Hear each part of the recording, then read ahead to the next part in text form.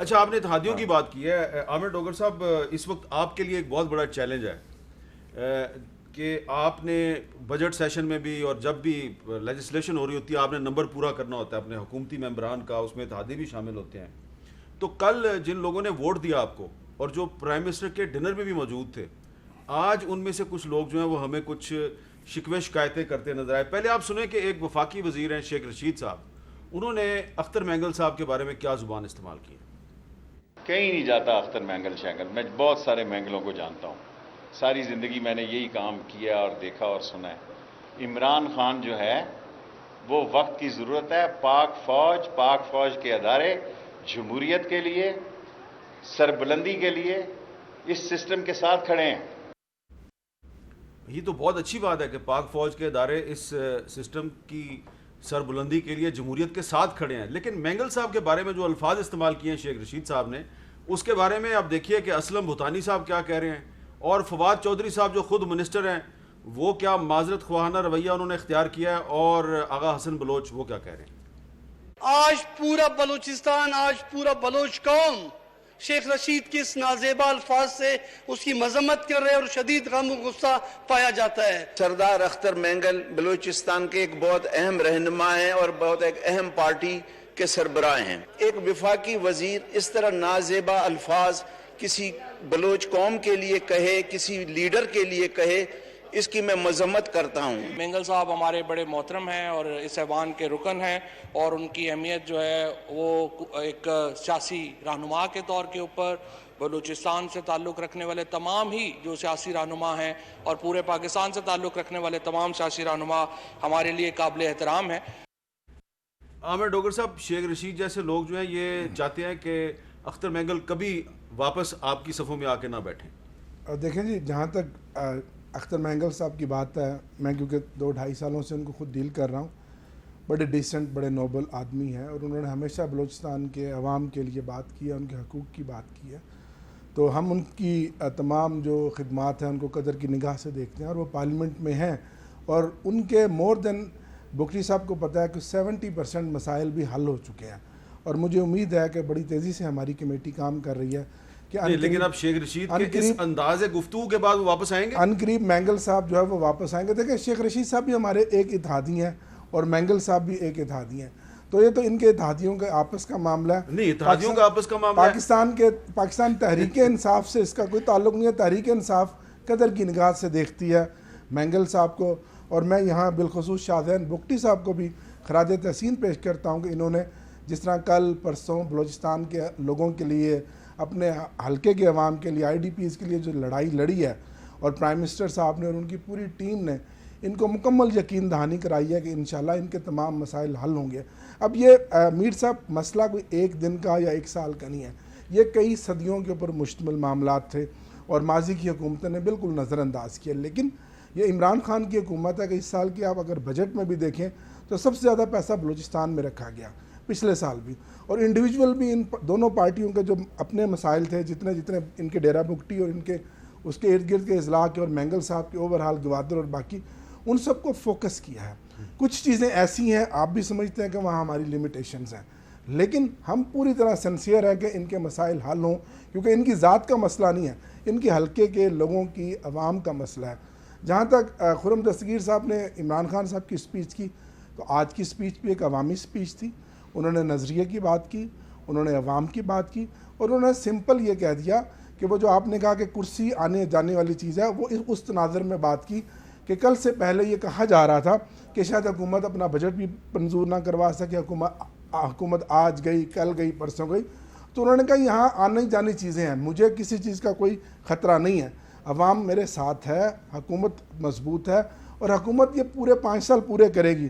اور آپ دیکھیں گے انشاءاللہ نہ صرف 5 سال پورے کرے گی، اگلے وزیر اعظم بھی اس ملک کے، آپ میری بات یاد رکھیں، عمران خان ہو گئے، اور تحریک انصاف ہماری اگلی حکومت بھی بنائے گی. جو 2023 کا الیکشن ہوگا وہ بھی تحریک انصاف جیتے گی، کیونکہ اپوزیشن کھوکھلی ہو چکی. ٹھیک ہے شاہزین بگٹی صاحب، اسلم بھوتانی صاحب کا تعلق بھی بلوچستان سے ہے، آغا حسن بلوچ صاحب کا تعلق بھی بلوچستان سے ہے. جو مینگل صاحب کے بارے میں جو شیخ رشید صاحب نے زبان استعمال کیا، اس سے عمران خان صاحب کو فائدہ ہوگا نقصان ہوگا؟ دیکھیے، شیخ رشید صاحب نے جو الفاظ استعمال کیے ہیں میں سمجھتا ہوں وہ غیر مناسب تھے. اور سیاسی اخلاقیات سے باہر تھے. ان کو اپنی بات پہ معذرت کرنی چاہیے مینگل صاحب سے، ایک چیز. دوسری چیز، اگر کیبنٹ منسٹرز اس طرح کی گفتگو کریں تو میں نہیں سمجھتا کہ مینگل صاحب آ کے ٹریجری بینچز پہ دوبارہ بیٹھیں گے یا بات چیت کے عمل کو بڑھانا چاہیں گے، اور یہ بالکل غلط ہے. اور میرا خیال ہے کہ پرائم منسٹر کو اس کا نوٹس لینا چاہیے. پرائم منسٹر کو نوٹس لینا چاہیے. خرم دستگیر خان صاحب، یہ جو آج نوید قمر صاحب جو ہیں انہوں نے کوٹ اتار دیا اور علی زیدی صاحب کی طرف بڑھے، کیا یہ مناسب رویہ اپوزیشن کی طرف سے؟ جی دیکھیے، تحریک انصاف کو اگر آپ ویسے دیکھیں تو اس کے دو حصے ہیں. ایک فاشسٹ گروپ ہے جو وزراء ہیں، اور ایک نان فاشسٹ گروپ ہے میرا بھائی عامر ڈوگر جیسا، جو مرنجا مرنج ہیں، روادار ہیں، ایک دوسرے سے بات کرتے ہیں اور عزت دیتے ہیں. اصل بات یہ ہے کہ اس ایوان میں بیٹھا ہر شخص جو ہے جو عوام کے ووٹ لے کر آیا ہے. دیکھیں، یہ ساؤتھ پنجاب سے آئے ہیں، یہ بلوچستان سے آئے ہیں، میں سینٹرل پنجاب گجرانوالہ سے آیا ہوں. ہم سب کی عزت برابر اس لیے ہے کہ پاکستان کے عوام نے ہمیں منتخب کر کے بھیجا ہے. اگر ہم ایک دوسرے کا احترام نہیں کریں گے اور اس قسم کی گفتگو کریں گے جو بار بار حکومتی بینچوں کی طرف سے ہوتی ہے، تو پھر اسی وجہ سے یہ قومی اسمبلی جو ہے تقریباً مفلوج ہے. کہ سوائے جو بہت ہی سیریس ایشوز ہیں کہ جی فائنانس بل پاس کرنا ہے، ادروائز جہاں جس قسم کی گفتگو عوامی مسائل کے بارے میں سنجیدگی سے ہونی چاہیے، وہ ہمیشہ آگے معطل ہو جاتی ہے جب ٹریجری بینچز جو ہیں. اپوزیشن کا کام ہے، یا تو یہ نہ ہم کہیں جی اپوزیشن کرٹیسائز کیوں کرتی ہے، بھئی ہمارا کام ہے، ہمیں عوام نے اس چیز کا ووٹ دیا کہ آپ جا کے کرٹیسائز کریں. لیکن جب بھی ہم کرٹیسائز کرتے ہیں، انیویٹیبلی پرٹیکولرلی ایک دو وزراء کی طرف سے، وفاقی وزراء ہیں بڑے سینئر، ایسی زبان استعمال کی جاتی ہے، ایسے الزامات لگائے جاتے ہیں جس کی وجہ سے پھر معاملات خراب ہوتے ہیں. آج بھی یہی ہوا اور یہ بار بار ہوگا جب تک، بلکہ میں نے کئی دفعہ ڈوگر صاحب سے مجھ سے چند قدم دور بیٹھتے ہیں قومی اسمبلی، میں نے بڑی دفعہ کہا اگر آپ اپنے ایک یا دو وزراء کو خاموش کرا لیں تو بڑی سموتھ قومی اسمبلی چلے گی. لیکن وہ نہیں ہوتا، اور ہمیشہ جو ہے یہ ایشو صبح سے سموتھ چل رہی تھی. جب ایک وفاقی وزیر صاحب آئے جو ان کا تعلق کراچی سے، انہوں نے آ کے وہ تمام ماحول جو ہے وہ خراب کر دیا.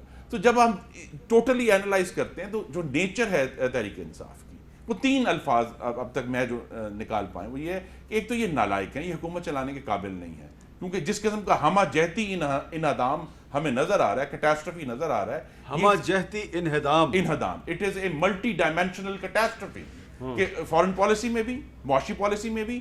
میں پھر کہوں گا لیکن بجٹ تو پاس ہو گیا. یہ سب وفاقیت کو دیکھیں نا، کہ آپ کرونا سے لڑتے لڑتے حکومت سندھ سے لڑنا شروع ہو گئے.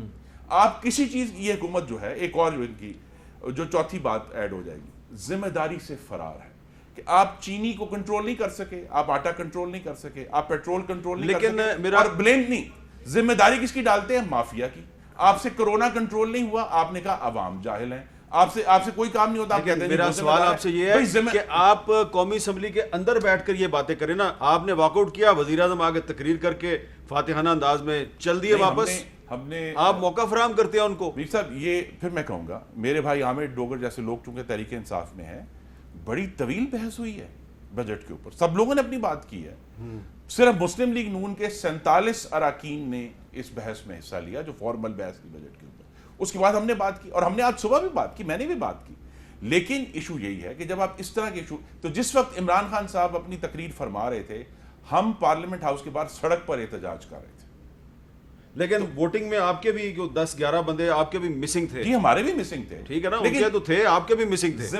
نہیں میر صاحب، اصل دلچسپ بات یہ ہے کہ اور وہ بیمار نہیں تھے. ہم نے تو کبھی یہ کہا ہی نہیں تھا کہ ہم نے حکومت کو ڈیفیٹ کر، ہم نے تو وہ دکان کھولی ہی نہیں. چلیں اچھا عامر ڈوگر صاحب، یہ جو مسلم لیگ نون کے تقریباً 11 آدمی جو ہیں وہ پارلیمنٹ ہاؤس کی بلڈنگ میں موجود تھے لیکن ووٹنگ میں نہیں آئے، یہ کیا چکر تھا؟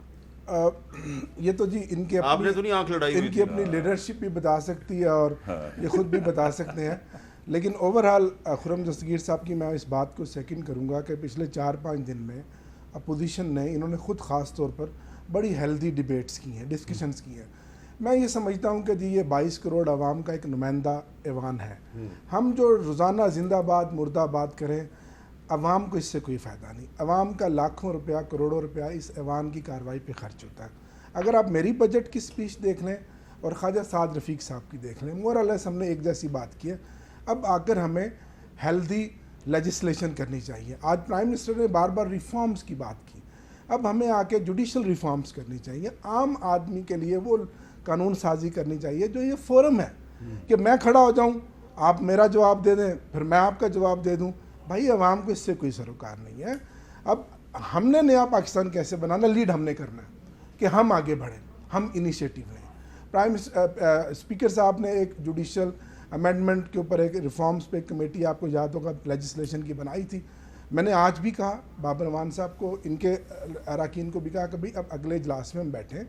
آپ نے بابر اعوان صاحب کو کہا ہے, علی محمد خان کو کیوں نہیں؟ بابر اعوان صاحب ہمارے ایڈوائزر ہیں, فیڈرل منسٹر ہیں, اور علی محمد تو اس کا پارٹ ہے, میرا کاؤنٹر پارٹ ہے, کہ بیٹھیں اب بیٹھ کر. کیونکہ آپ کے کچھ ایم این ایز جو ہیں آپ کی پارٹی کے, تحریک انصاف کے, جو آپ کے کہنے پہ ایوان میں آئے ہیں, ان کا بابر اعوان صاحب پہ اعتراض ہے, آپ کے کہنے پہ آ جاتے ہیں, لیکن وہ بابر اعوان صاحب پہ وہ اعتراض کرتے ہیں کہ ان الیکٹڈ آدمی ہاؤس چلا رہا ہے, علی محمد خان موجود ہے, یہ کہاں سے آیا؟ پریکٹیکلی تو جی علی محمد خان صاحب اور ہم ہی چلاتے ہیں, لیکن وہ بھی ظاہر ایڈوائزر ہے, ایک ان کا تجربہ ہے. لاء کے حوالے سے میں بات کر رہا ہوں, ایک ان کا ایک بیک گراؤنڈ ہے. آپ کے جو ایم این ایز, پی ٹی آئی کے ایم این ایز بابر اعوان صاحب سے ناراض ہیں, آپ ان کی بابر اعوان صاحب سے ملاقات کروا دیں. جی انشاءاللہ, آپ اگر مجھے ان کو کوئی نام دے دیں گے تو سر میں. خواجہ شیراز صاحب, اور بھی سننے نام. ہاں, خواجہ شیراز صاحب کا سر کل پرائم منسٹر صاحب سے بڑی ڈیٹیل سے ان کی بھی ملاقات کروائی, باقیوں کی بھی. تو میر صاحب اصل جو بات ہے کہ اب ہم سب کو آگے جا کر اس ایوان کو, ایک تو جو یہ ایوان ڈے بائی ڈے اپنی فوقیت کھو رہا ہے, ٹھیک ہے, اس کو ہمیں سوورن کرنا ہے, سپریم کرنا ہے, اور اس کو آگے لے کر چلنا ہے. بڑی اچھی بات کی ہے جی عامر ڈوگر صاحب.